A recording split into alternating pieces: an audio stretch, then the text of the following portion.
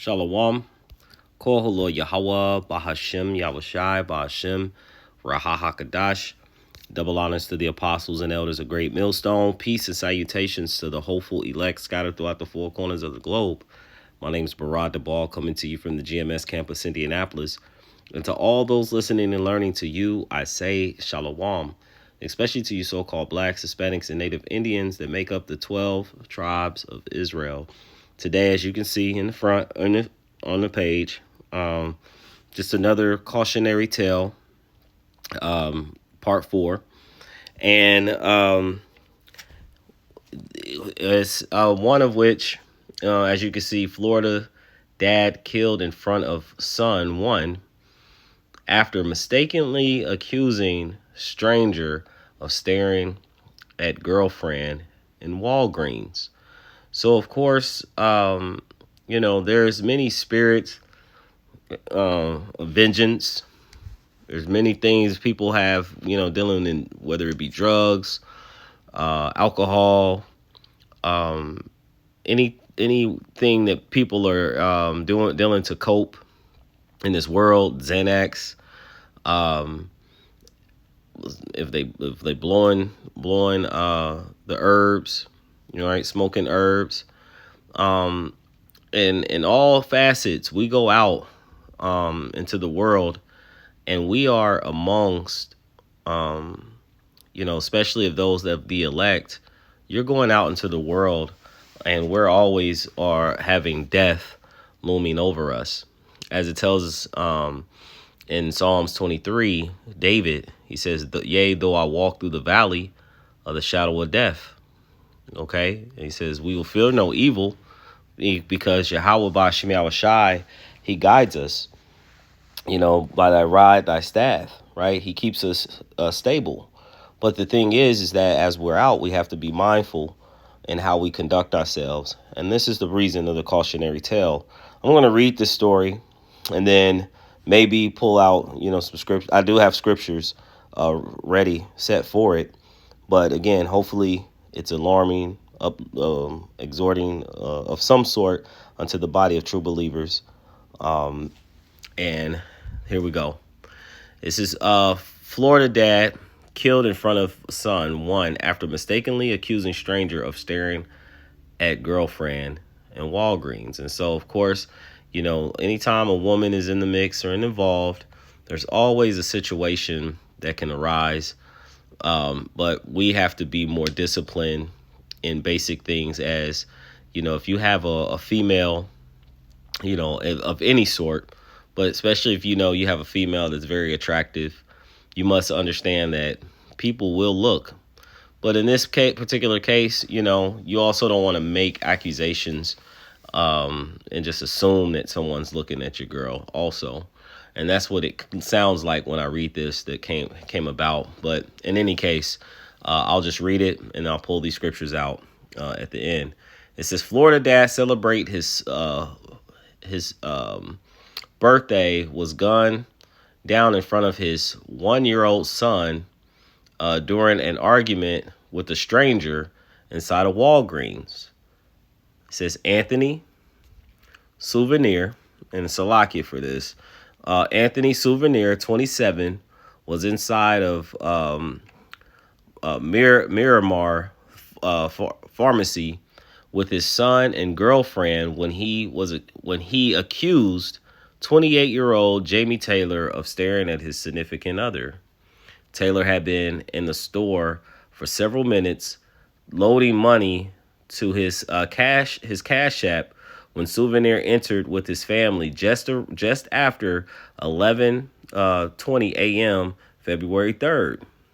Okay, as you can see, CBS Miami reported, citing Miramar police documents.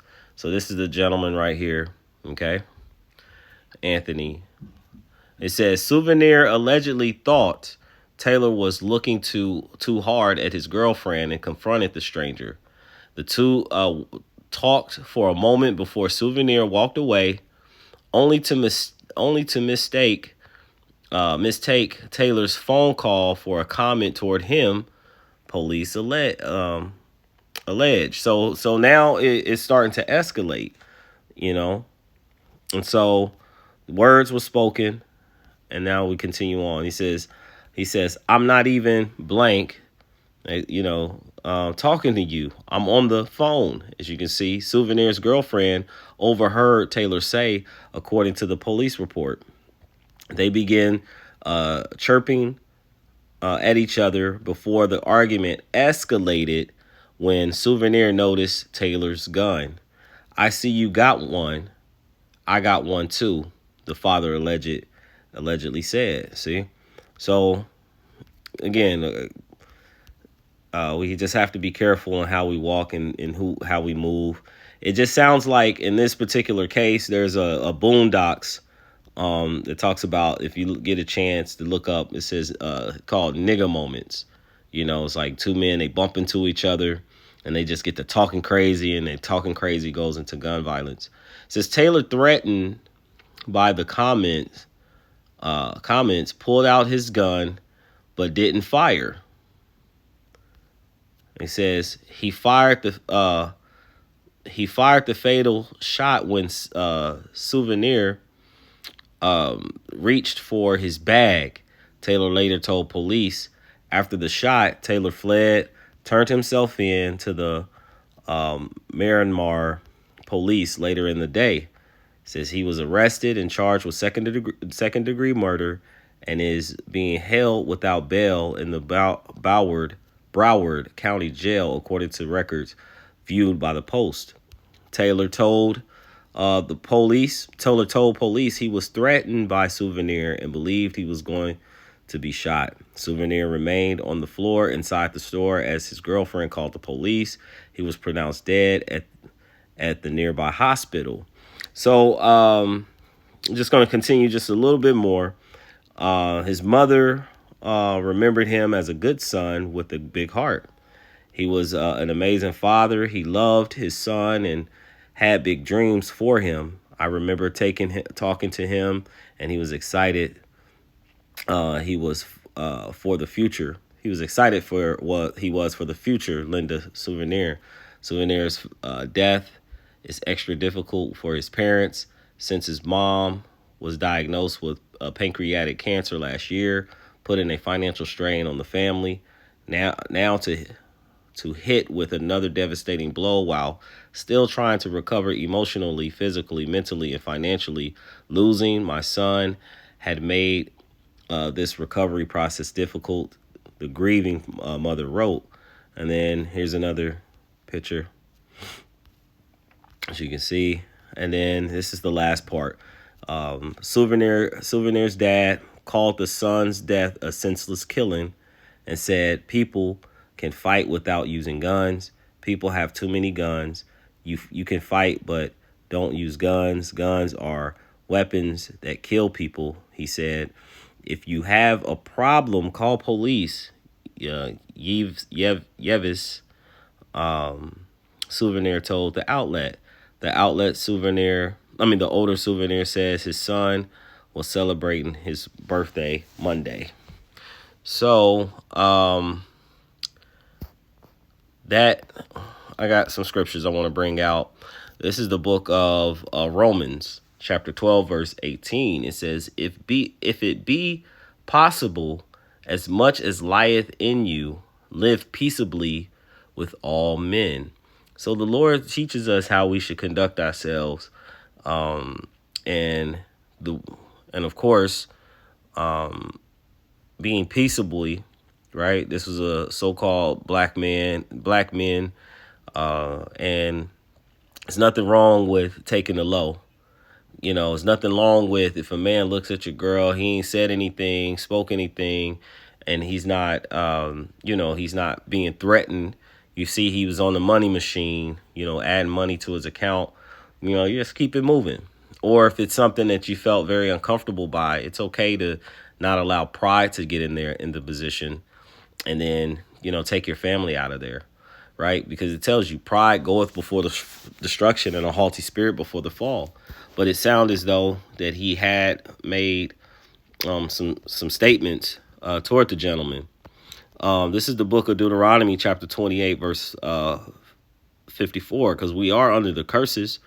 It says the main point is the first part of here, 54. It says, so that the man that is tender among you and very delicate, his eyes shall be evil toward his brother. So, of course, we're in Babylon, aka America, and we're currently, under stressful times, under this kingdom. And so again, like I mentioned, everyone's dealing with something. And so when we're out in the world, we have to be careful in how we move. Okay, be prayerful, asking for the Lord. At one of his prayers, the Lord's Prayer, he says, lead us not into temptation, but deliver us from evil. But we also have to have the mindset of being respectful and kind of watching our tone and how we speak when we're out there. And I got some scriptures I want to bring out on that. He says, and toward the wife of his bosom and toward the remnant of the children which he shall leave. So the main point is his eyes being evil toward his brother.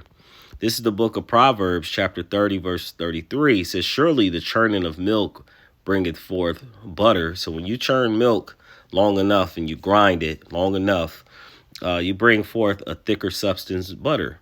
It says, in the wringing of the nose forth blood. Okay, so you can wring your nose and that causes it to bleed. So the forcing of wrath bringeth forth strife. So he made that accusation, and as you heard what was going on within the article, it was a wrath that brought forth strife. And here's strife. Strife is anger or bitter disagreement over fundamental issues. Okay, it says conflict. What was a fundamental issue? He looked, even if he could have made a glance at his woman. It's natural. Things happen. He could have looked over his shoulder and seen her. But in whatever case, it was a very small issue that for it to rise to a point that you lose your life or you to even fight over. I want to get strife in the Webster dictionary real quick. I'm going to get it here. Strife, it says bitter, sometimes violent conflict or dissension. And you see that it was something that just through words, and then he walked away. And when you walked away, you could have left it alone.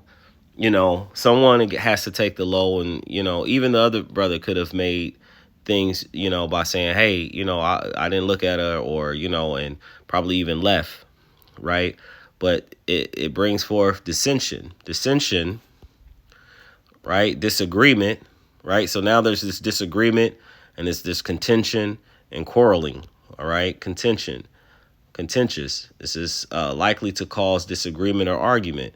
So something that's very simple, right, started to build up into something very, very big, all right? You were getting ready to celebrate, which we don't celebrate birthdays, but you're in probably in a jovial mood and going in, to take care of something, and then you make something as small as someone looked at your girl, and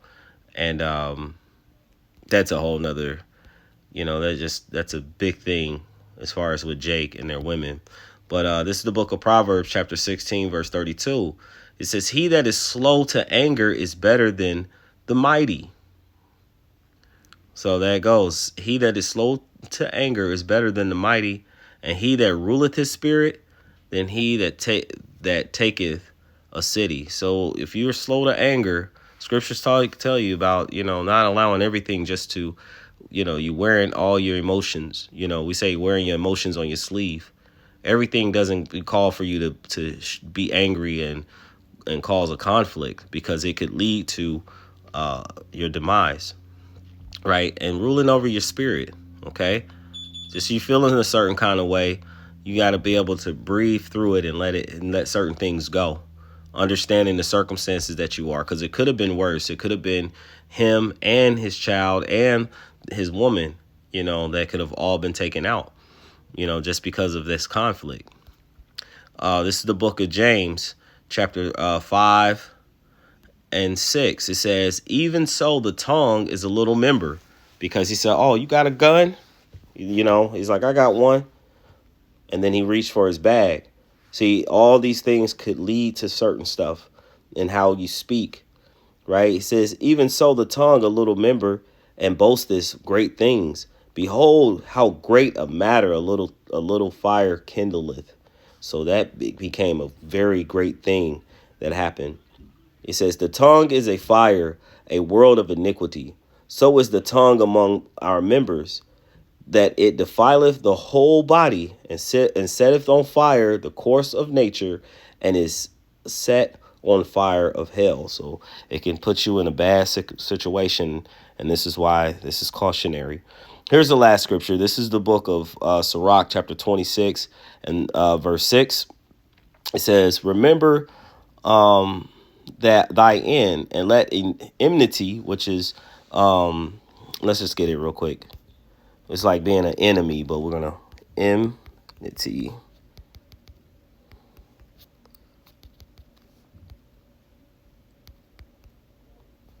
Salakia, my spelling. Oh, enmity, right? It says positive, active, or typically mutual hatred. All right. So mutual hatred or ill will. Okay. So it says, remember thy end and let enmity cease. Okay. Mutual hatred cease. Remember corruption and death and abide in the commandments. Because when we're out there in the world, we have to keep in the mind of how we should walk in the commandments. That's why I brought out the scripture in Proverbs 3 and 5, where it says, trust in the Lord with all thine heart and lean not into thy own understanding. In all thy ways acknowledge him, and he shall direct our paths. Right? We want to be in a spiritual mind when we're out in the world. Spirit as in walking in the ways of Yahweh B'Shem Yahushai and not of our own flesh, right? Because they that of the flesh will reap corruption, okay? As it says in Galatians 6 and starting in verse 7. It says, remember the commandments and bear no malice to thy neighbor.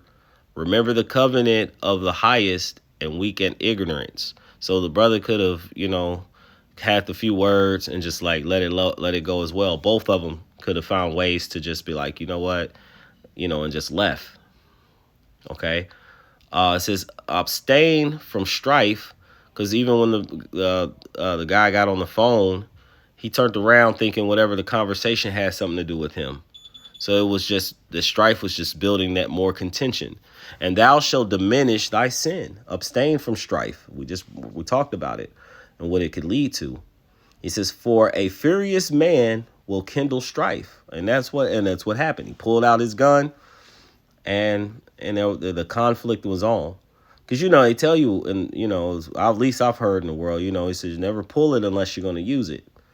And so now, there may be maybe we'll get another update as to if they're going to maybe consider it self-defense, because he told him that, hey, he did fear for his life. And based off of how the conversation went, he reached for his bag. It says, a sinful man disquieteth friends, okay, make them worried, right? And maketh debate among them that be at peace. So when they walked in and he was minding his business, and yeah, a look, is a look, and you just deal with certain things. All right. You can't control how someone looks at you, your girl, whatever you may have. Okay. It says, as the matter of the fire is, so it burneth. And as a man's strength is, so is his wrath. Okay, according to his riches, his anger riseth, and the stronger they are which contend, the more they will be inflamed. So of course, that's just to show you, like, men have certain powers in their hands, and they can take it to many levels. All right. But verse 11, I'm almost done. The point I want to get to is 12. It says, and hasty contention kindleth a fire. That was hasty, that contention. It happened so quick. I'm pretty sure when I get to speaking on it, he walked in 11:20, and probably within the span of, maybe 10, 15 minutes, that was you walked in with one thought, and you never came out of that building. He says, and hasty fighting sheddeth blood, and that's what happened. Verse 12. If thou blow the spark, okay, when you talk about the tongue, right? If thou blow the spark, it shall burn. So and by speaking further, it made the tension between the two even increase. He says, if thou spit upon it, it shall be quenched. And so it's just a matter of and then the last part, Salakia. And both of these come out of the mouth. So pretty much you could either speak peaceably words and can kindle, and can set down a fire, or you could actually speak a certain way and you can ignite something and make it much greater than what it really was. And so this is a cautionary tale, part 4. I pray that this lesson was edifying unto the body. Before I end, I'd like to give all praise, honor, and glory to Yahweh, Bahashim, Yahushai, Bahashim, Rahahakadash. Double honors to the apostles and elders of Great Millstone. Peace and salutations to the hopeful elect scattered throughout the four corners of the globe. Until next time, all those listening and learning to you, I say, Shalom.